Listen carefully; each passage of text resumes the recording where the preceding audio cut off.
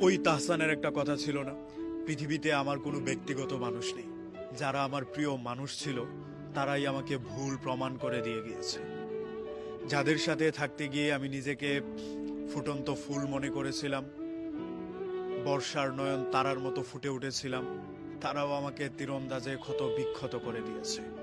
যাদের সঙ্গ পেলে নিজেকে বর্ষার পানির মতো মনে হতো, তারাও আমাকে ভুল প্রমাণ করে দিয়ে গিয়েছে। অথচ এসব কিছুই হওয়ার কথা ছিল না।